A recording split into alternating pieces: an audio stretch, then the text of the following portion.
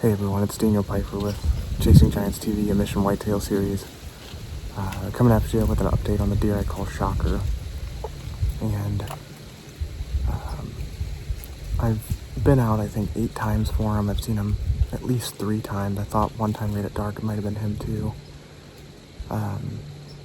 Never in range, but I actually recorded before this, and I'll share some aerial screenshots here and kind of walk you through. But there's a block south of me that's a chiseled bean field all the way around it, so I kind of written it off. I got a daylight picture of him like 45 minutes before dark coming into the block, which I thought was kind of odd. So I think he was probably spooked into that block, but it just made me think I probably should go check it out. And so I threw the stand on my back, went in there. Unfortunately went a little too far, bumped a buck. I don't know if it was him, but a pretty big buck out of there. And he ran north, and so I had this set. There's a pond set here. There's a pond just off to my left here, and there's a scrape that they really like hitting. I've got Shocker on here probably 3 out of the last 7 nights. One of which was right at end of the dark. Last night it was a little later, but he at least likes frequenting this spot, and so that's kind of the game plan tonight, is hoping that I bumped him up here. But I'm hunting a lot of broken timber for this deer. I've got permission on, sorry, I keep looking, I see it, I think I just saw a doe walking in the thick stuff back there. I'm going to finish this up real quick, but one thing that I thought might be helpful is how these deer are relating to these blocks from a bedding perspective, because I feel like I'm not really hunting bed to food, other than the acorns a little bit, but they're pretty much acorns everywhere. And so I feel like I'm really hunting relating to bedding, and then where are they going to stage.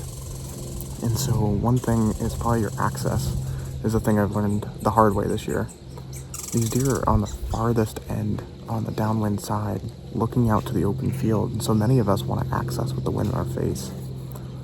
And I learned this the hard way the first night of season. It's just not the right way to approach it. And so what I've been doing since is I've been circling out and around, and then coming in perpendicular to try and use the wind, in which it's one pie slice off to where I think they might be going. And so like tonight, there's one standing cornfield a couple hundred yards west of me, and I really think that cornfield's been my saving grace, as everything else around here has been chiseled under and not a lot of food available. So I'm guessing that that's where they're heading, and so my goal tonight is hopefully he hits this scrape, but hopefully that bedding tip helps someone who's hunting some broken timber to be able to access and maybe get on a good buck this year. So good luck to everyone, stay safe. Hopefully I can bring you the story of Shocker here shortly, and we'll catch you on the next one. Make sure you subscribe, hit that bell notification so you're getting notified of all the videos that are continuing to drop, and good luck this season. It's heating up. Well, good morning everyone. I'm driving over into my set. Wanted to provide you guys a quick update from last night's hunt.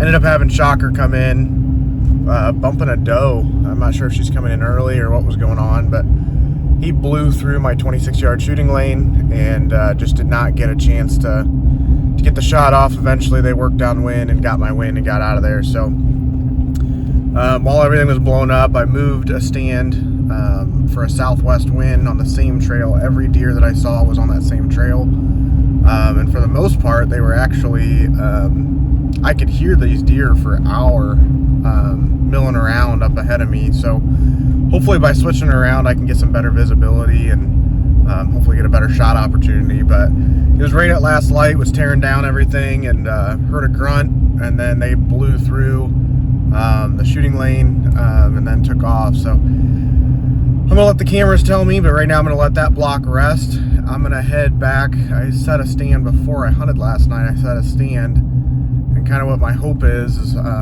he's coming back to bed in here this morning, and we'll get a shot this morning. So join along, the saga continues.